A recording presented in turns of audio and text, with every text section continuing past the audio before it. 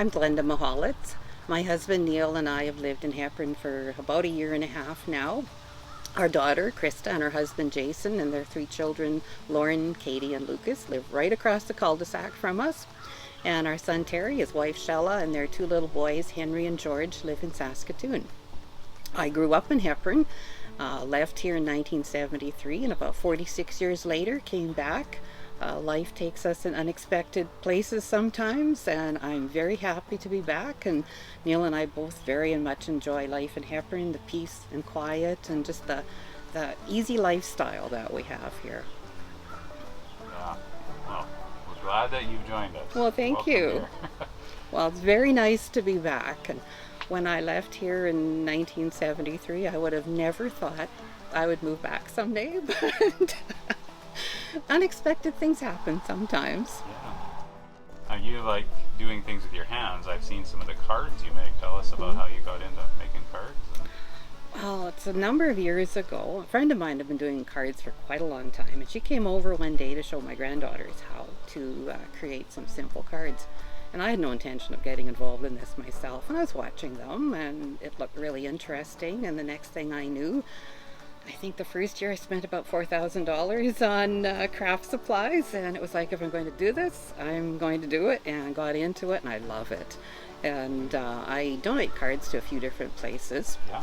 And I think, well, some to Shepherd's Villa and to Bethany Manor, and I have a long list of people that I send cards to. Started with some of the former Hepburn residents when the children were sending cards around Valentine's Day, and my list keeps getting longer, and sometimes I feel like it's just a card, but I've been getting some feedback from people who say they've really appreciated and how much it means to them. So my list is getting longer, and I may have to get extra postage or start a budget from my postage. Yeah.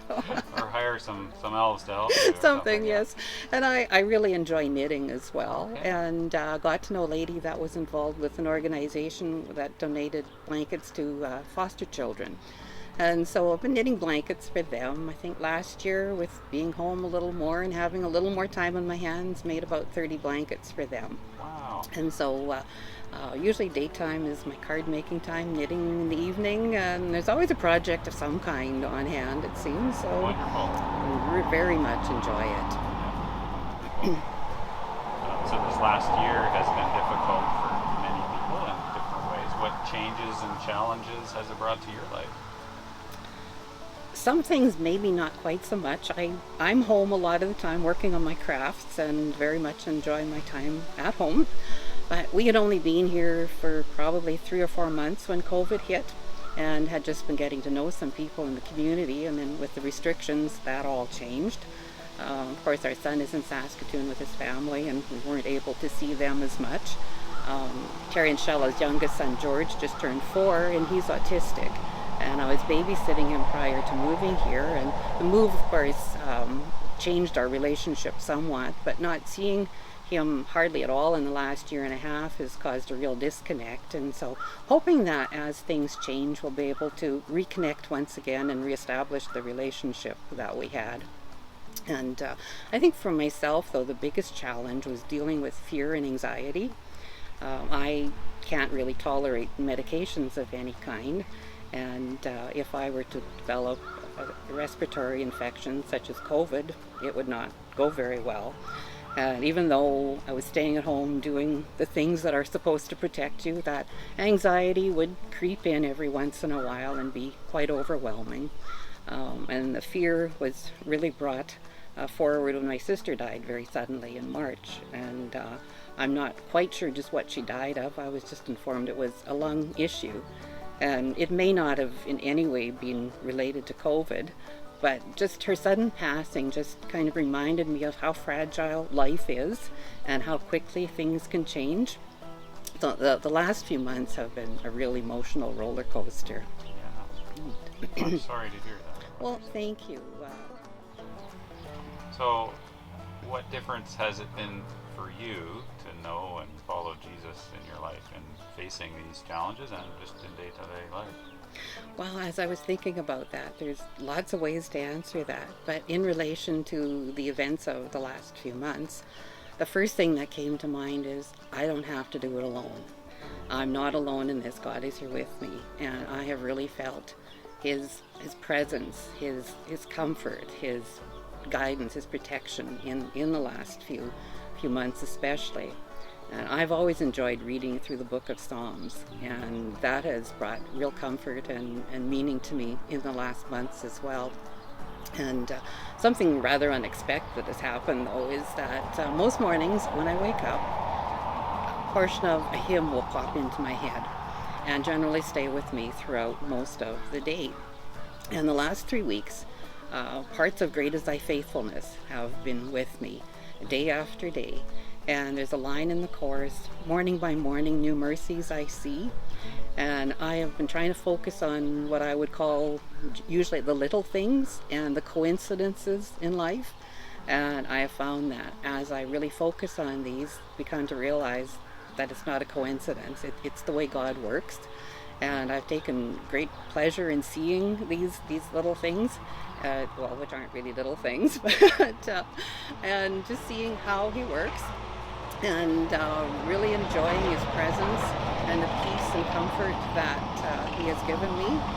And as I reflect on the last years, and as you get a little bit older, there's more years to reflect on, and just to look back and see how He has worked in my life.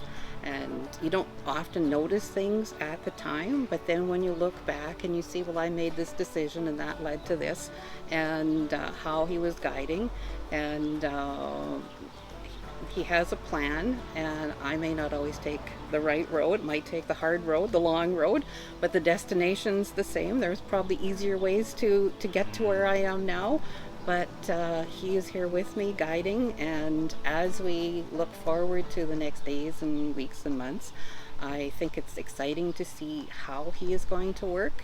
And most mornings I'll just sit down and plan what I'm going to do today, and think, hey, what am I going to see happen today? In what way is God going to work now? And I've started recording the things in a book because I don't remember them otherwise.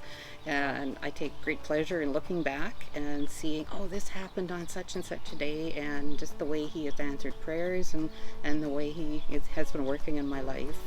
Wonderful. What a great habit that would be, in a way, again, to make tangible what God is Because you doing. think, oh, I'll remember that, but no. No, we And don't do so to be able to go back and look, and to see what has happened when, and as a result of prayer, Yeah. or so often I'll decide to do something, either make a phone call to someone, or I should go for a walk like right now, or mail a card to someone, and perhaps when I'm out walking, meet someone and that I wouldn't have seen otherwise, and or call someone and find out that they were feeling a little down and they really appreciated receiving a phone call. And it's God's hand at work in all of these things. We just have to pay attention and become aware of it. Absolutely. Absolutely. Well, thank you, Glenda, for taking these couple Oh, minutes my to pleasure. just share a little bit of your life and who you are, and how God's been at work. Well, thank you. I quite appreciate the opportunity to do this.